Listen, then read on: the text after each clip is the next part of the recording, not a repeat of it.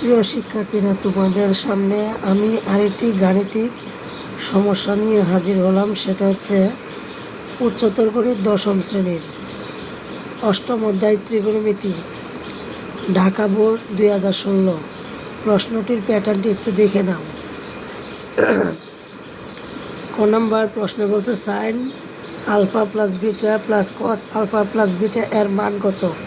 খ নম্বর বলছে উদ্দীপকের আলোকে প্রমাণ করো যে sine alpha minus cos alpha এর whole square equal 1 - 2 sine alpha into cos alpha. ঘ নাম্বার বলছে x square plus 1/x² equal 2 হলে আলফা এর মান কত বের করো বা কত। যাই হোক, আমি এখন এই প্রশ্নটিকে অত্যন্ত সুন্দরভাবে সমাধান করে দিচ্ছি, একটু ভালো করে খেয়াল করো। আমি খাতাটির মধ্যে লিখে নিয়েছি যে অষ্টম অধ্যায় থেকে ঢাকা শিক্ষা বোর্ডে আসছে, এটা হচ্ছে 2016 সালে, সেটা হচ্ছে ত্রিকোণমিতি উচ্চতর গণিত। ঠিক আছে, এখন এই প্রশ্নটির প্যাটার্নটি একটু দেখে নাও। এই প্রশ্নের প্যাটার্নের মধ্যে তুমি দেখতে পাচ্ছ এ বিন্দুতে যে রয়েছে এবং এ বিন্দুতে যে প্রতীকটি ব্যবহার করা হয়েছে সেটা দিয়ে বোঝানো হয়েছে এখানে একটি 90 ডিগ্রি কোণ আছে। বি বিন্দু আছে, বি বিন্দুকে আলফা কোণ দ্বারা চিহ্নিত করা হয়েছে। এ পাশে সি বিন্দু আছে, সি বিন্দুকে বিটা দ্বারা প্রকাশ করা হয়েছে। এখন এখানে একটি মান দেওয়া আছে, সেটা হচ্ছে √x² + y², x² + 1। আর এখানে একটি মান দেওয়া আছে এসি, যার মান হচ্ছে 1, আর বিসির মান হচ্ছে √x² + 1। যাই হোক, আমি ক নাম্বার প্রশ্নটা একটু বলি আবার। সেটা হচ্ছে sine alpha plus beta plus cos alpha plus beta এর মান কত। এখানে আমি শুরুতেই বলছি তোমাদেরকে, এখানে এ বিন্দুতে যে প্রতীকটি দেওয়া হয়েছে সে প্রতীকটি দেখে তোমরা বুঝতে পারবে যে এ বিন্দুতে 90 ডিগ্রি কোণ আছে। কথা কি বুঝতে পারতেছ? মিলি, কি তুমি কি মনোযোগী আছো? হ্যাঁ মিলি, ভালো করে খেয়াল করো। তাহলে এ বিন্দুতে যে প্রতীকটি ব্যবহার করা হয়েছে সেই প্রতীকটি হচ্ছে এখানে 90 ডিগ্রি কোণের প্রতীক, অর্থাৎ এ বিন্দুতে 90 ডিগ্রি কোণ আছে। এবার আমরা জানি যে একটা ত্রিভুজের মধ্যে 3টি কোণ থাকে। আমি আরেকবার বলছি, এ বিন্দু, বি বিন্দু, সি বিন্দু। এখানে একটি ত্রিভুজ এ বি সি। এই ত্রিভুজটার মধ্যে আমরা দেখতে পাচ্ছি যে এ বিন্দু, বি বিন্দু এবং সি বিন্দু। আমরা জানি যে একটা ত্রিভুজের 3টি বিন্দু মিলে কি হয়, 3টি কোণ উৎপন্ন হয় এবং 3টি কোণের একত্রে 3টি কোণকে বলা হয় ত্রিভুজের 3 কোণের সমষ্টি সমান হচ্ছে 2 সমকোণের সমান। ত্রিভুজের 3 কোণের সমষ্টি হচ্ছে সমান 2 সমকোণের সমান, অর্থাৎ এক সমকোণ হচ্ছে 90 ডিগ্রি, আরেক সমকোণ হচ্ছে 90 ডিগ্রি, তার মানে 2 সমকোণ হচ্ছে 180 ডিগ্রি। অর্থাৎ ত্রিভুজের 3টি কোণের যোগফল বলা যায় 2 সমকোণ, অর্থাৎ 180 ডিগ্রি। এই কথাটা স্পষ্টই বলা যাচ্ছে। তো আমি এই কথাটাই এখানে গাণিতিকভাবে লিখছি যে এ কোণ প্লাস বি কোণ, বি কোণে আলফা দেওয়া আছে এই জন্য আমি বি না লিখে আলফা লিখছি। সি কোণে বিটা দেওয়া আছে এই জন্য সি কোণ না লিখে বিটা লিখছি। অর্থাৎ তুমি এখানে ত্রিভুজের 3টে কোণই দেখতে পাচ্ছ, সেটা হচ্ছে এ কোণ, একটা পাচ্ছ বি বিন্দুতে উৎপন্ন কোণ আলফা, সি বিন্দুতে উৎপন্ন কোণ বিটা। তার মানে এ কোণ প্লাস আলফা কোণ প্লাস বিটা কোণ। কারণ আমরা জানি, আমি শুরুতেই বলছি, ত্রিভুজের এখানে 3টে কোণ আর 3টে কোণের সমষ্টি হচ্ছে 2 সমকোণ, যা আমরা 180 ডিগ্রি দ্বারা প্রকাশ করি। এবার তুমি এক কাজ করো, আলফা প্লাস বিটা তুমি রেখে দাও, ইকুয়াল 180 রাখো। দেখো এই আলফা হচ্ছে প্লাসের, এ পাশে নিয়ে আসলে কি হয়ে যাবে, মাইনাসের। সেক্ষেত্রে 180 180 থাকবে, মাইনাসের মাইনাস। আর এ বিন্দুর যে চিত্রটা দেওয়া আছে, চিত্রতে যে প্রতীকটি বা সংকেতটি ব্যবহার করা হয়েছে, এটা তোমাকে আরেকবারও বলছি, এই ধরনের চিহ্ন দেওয়া থাকলে মনে রাখতে হবে এখানে 90 ডিগ্রি কোণ আছে, অর্থাৎ এ বিন্দুতে উৎপন্ন কোণ হচ্ছে 90 ডিগ্রি। তাহলে আমরা এ বিন্দুর উৎপন্ন কোণকে 90 ডিগ্রি বলতে পারি। তাহলে সেই ক্ষেত্রে আলফা প্লাস বিটা রেখে দিলাম, 180 থেকে 90 বিয়োগ করলে 90 থাকে। এটা আমরা আলফা প্লাস বিটার মানটা 90 ডিগ্রি যেহেতু পেলাম, এটাকে আমি 1 নং সমীকরণ বা 1 নং ইকুয়েশন দ্বারা চিহ্নিত করলাম। এবার আমি যে প্রশ্নটা আছে সে প্রশ্নটা লিখব। এই দেখো ক নম্বর প্রশ্নটি, এই প্রশ্নটি লিখছি। ঠিক আছে, এবার দেখো এই সাইনের সাইন থাকবে আলফা প্লাস বিটার মান, যেটা আমি একটু আগে দেখাইলাম, এর মান আমরা 90 পেয়েছি। অতএব আলফা প্লাস বিটার মান 90 বসাবো, প্লাসের প্লাস বসাবো, কসের কস থাকবে, আলফা প্লাস বিটার মান 90 বসাই দিলাম। এবার তোমরা ক্যালকুলেটারে সাইন 90 উঠাবে, ওঠানোর পর সমানে চাপ দেবে, 1 পাবে, প্লাসের প্লাস কস 90 ক্যালকুলেটারের সাহায্যে বের করবে এবং দেখতে পাবে 0 ডিগ্রি পাবে। অর্থাৎ কি 1 + 0 ইকুয়াল কত 1। তাহলে আমরা এই ক নাম্বার যে প্রশ্নটি আমাদের ছিল তার মান কিন্তু আমরা সলভ করে পেয়েছি কত 1। আশা করি বুঝতে পারছো, যদি না বোঝো অবশ্যই আমাকে জানাবে, আমি সেটা আরও সূক্ষ্মভাবে বলার চেষ্টা করব। এখানে মিলে অবস্থান করছে, অত্যন্ত মনোযোগের সাথে সে অঙ্কটি দেখছে। খ নাম্বার, উদ্দীপকের আলোকে প্রমাণ করো যে, ঠিক আছে, alpha sine alpha minus cos alpha square. আরেকবার বলছি, খেয়াল করো প্রশ্নটা যে কথাটা বলছি আমরা এই প্রশ্নটা একটু ভালো করে একটু খেয়াল করি, ঠিক আছে। আমি এখানে প্রশ্নটা আরেকবার আলোচনা করছি, সেটা হচ্ছে খ নম্বরে দেওয়া আছে sine alpha minus cos alpha এর whole square equal 1 - 2 sine alpha into cos alpha. এটা আমাদেরকে লেফট হ্যান্ড সাইড হিসাবে মনে করতে হবে, এটা আমাদেরকে রাইট হ্যান্ড সাইড ধরতে হবে। কেন নয়, কারণ তারাই বলছে প্রমাণ করেছে, তার মানে এটা বাম পক্ষ, এটা ডান পক্ষ। এখন সমান কত 90 ডিগ্রি, আমরা প্রশ্নতেই অনেকবার বলছি কথাটা। আর এবিসি যেহেতু একটি সমকোণী ত্রিভুজ, এবিসি একটি সমকোণী ত্রিভুজ, তাহলে সেই ক্ষেত্রে বি বিন্দুতে আমি তোমাদেরকে দেখিয়েছিলাম যে বি বিন্দুতে আলফা কোণ ছিল, এবং এসিবি অর্থাৎ সি বিন্দুতে বিটা কোণ ছিল, সি বিন্দুতে বিটা কোণ ছিল, বি বিন্দুতে আলফা কোণ ছিল। আর এসির মান 1, বিসির মান হচ্ছে √x² + 1। আমি আরেকবার দেখাবো, এই দেখো চিত্রটি, এই চিত্রটির মধ্যে আমি আরেকবার বলছি, এসির মান হচ্ছে 1, বিসির মান হচ্ছে √x² + 1, এবং এম বিন্দুতে উৎপন্ন কোণ হচ্ছে 90 ডিগ্রি, এবং এ বি সি ত্রিভুজ অর্থাৎ কি বি বিন্দুতে উৎপন্ন হচ্ছে আলফা, এবং এ সি বি সি বিন্দুতে উৎপন্ন কোণ হচ্ছে বিটা, যা আমি ওখানে গিভেন ডাটা আকারে লিখলাম। এবার আমরা তো জানি যে বেসিক সূত্রটা জানি যে অতিভুজ স্কোয়ার ইকুয়াল কি ভূমি স্কোয়ার প্লাস লম্ব স্কোয়ার। তোমরা একটা বিষয় ভালো করেই খেয়াল করো, এখানে আমরা ভূমি, অতিভুজ, লম্ব কোনটাকে ধরতেছি। দেখো এটা কিন্তু অবশ্যই ভূমির সাথে তুলনা করতে হবে। দেখো প্রশ্নটা বোঝানোর সুবিধার্থে আমি আরেকবার বলছি, এখানে বিসিকে তোমরা অতিভুজ ধরে নাও, এসিকে তোমরা লম্ব ধরে নাও, এবিকে তোমরা ভূমি ধরে নাও। অ্যান্ড প্রশ্ন হতে পারে যে কেন আমরা এটা ধরে নেব, কে বলছে, প্রশ্নে তো বলা নাই, তাহলে আমি কিভাবে এটাকে ধরতে পারি। তাহলে সেক্ষেত্রে বলছি, মনে রাখতে হবে এখানে 90 ডিগ্রি কোণ উৎপন্ন হয়েছে, তাই তো। এখানে কি কোণ উৎপন্ন হয়েছে 90, অর্থাৎ 90 ডিগ্রি কোণ উৎপন্ন হয়ে যেহেতু হয়েছে, তাহলে সেক্ষেত্রে এই এবি অংশটাকে তুমি ভূমি ধরতে পারো, আর এটাকে তুমি কি ধরতে পারো, লম্ব ধরতে পারো, ঠিক আছে। আর এটা অবশ্যই সেক্ষেত্রে কি অতিভুজ হবে। তো আমরা জানি 90 ডিগ্রি কোণের বিপরীত বাহুকে অতিভুজ ধরা হয়। আরেকবার বলছি, 90 ডিগ্রি কোণের বিপরীত বাহুকে অতিভুজ ধরা হয়, আর 90 ডিগ্রি কোণের উৎপন্ন রেখাকে ভূমি ধরা হয়। তাহলে সেক্ষেত্রে এটা লম্ব হয়ে যাচ্ছে। আচ্ছা যাই হোক, এখন আমরা এই প্রশ্নটা লিখতে পারি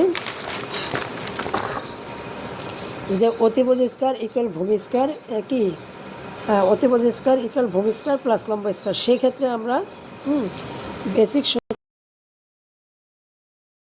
সেটা হচ্ছে কি অতিভুজ স্কোয়ার, যেখানে বিসিকে দেখাইছি অতিভুজ, ইকুয়াল ভূমি স্কোয়ার বলতে এবিকে বোঝাইছি, আর লম্ব বলছে আমরা এসিকে বোঝাইছি। অর্থাৎ আমাদের সূত্র হচ্ছে কি অতিভুজ স্কোয়ার ইকুয়াল ভূমি স্কোয়ার প্লাস কি লম্ব স্কোয়ার, ঠিক আছে। তাহলে এই ক্ষেত্রে আমরা কি বলতে পারি, যেহেতু আমি ভূমি বের করব, তাহলে ভূমির এই দুটো পার্টকে আমি এ পাশে নিয়ে আসলাম, আর অতিভুজের পার্টটাকে ওই পাশে নিয়ে গেলাম। নিয়ে যাওয়ার পরে তুমি যেহেতু এবির মান বের করবে, এবি রেখে দিবে, আর এসিটাকে ওই পাশে নিয়ে গেলে মাইনাসের হয়ে যাবে, ঠিক আছে। এক্ষেত্রে বিসির জায়গায় বিসির মান বসাও, উপর স্কোয়ার বসাও, মাইনাসের মাইনাস, এসির জায়গায় এসির মান বসাও, উপর স্কোয়ার বসাও, স্কোয়ার রুট কেটে দাও, তাহলে এটুকু থাকে, আর -1-এর উপর স্কোয়ার দিলে তো 1ই হয়। এক্ষেত্রে এটা প্লাসের মাইনাসের কাটা, তাহলে x² থাকে, আর এই পাশে এবি স্কোয়ার থাকে, আর ইকুয়াল কি x² হয়। উভয় পাশ থেকে যদি স্কোয়ার বাদ দিই, তাহলে এবি সমান কত এক্স হলো। আশা করি বুঝতে পারছো, না বুঝলে আমাকে জানাবে। এবার আমরা এই চিত্রটা তোমাদের বোঝার সুবিধার্থে আবারও লিখলাম।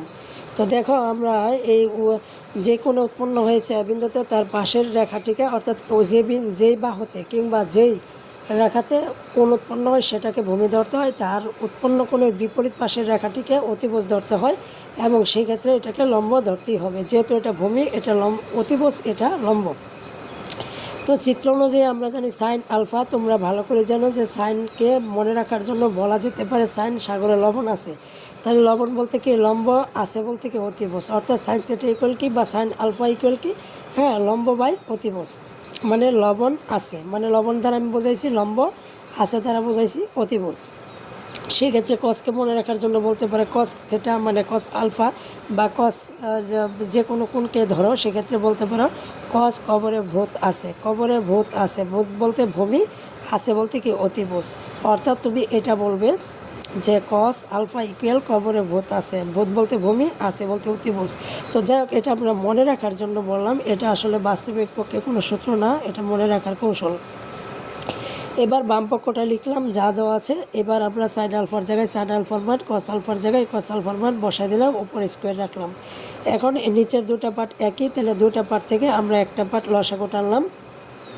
নিচে দুটো মান যেহেতু একই, দুটা থেকে একটা যদি লসাগু টানি, তাহলে সেক্ষেত্রে এটা মিলে গেছে 1 থাকে, মাইনাস আর মাইনাস এটা মিলে গেছে x থাকে, তার উপরে কি স্কোয়ার থাকে।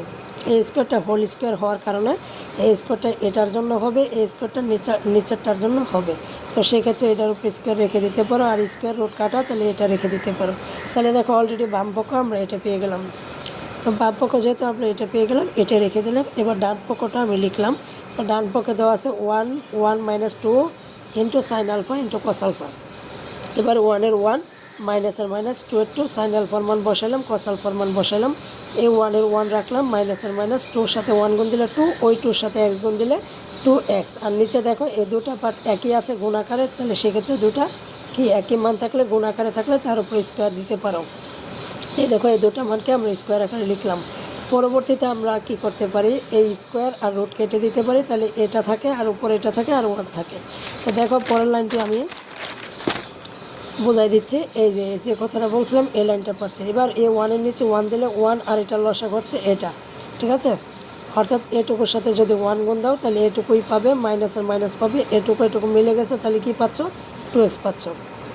এবার তুমি এটাকে সূত্র আকারে লিখতে পারো। এই দেখো a square minus 2ab plus b square, হ্যাঁ, আর নিচেরটুকু যা আছে তাই। এটাকে তুমি চাইলে এভাবেও লিখতে পারো, এ 1 স্কোয়ারকে আগে দিতে পারো, এরপর 2ab এটাকে সাজায় লিখতে পারো 2ab প্লাস বি স্কোয়ার। অর্থাৎ আমি ওইটাকে এভাবে লিখছি যে 1কে এই মুহূর্তে এ ধরছি, তার মানে a square minus 2ab plus b square.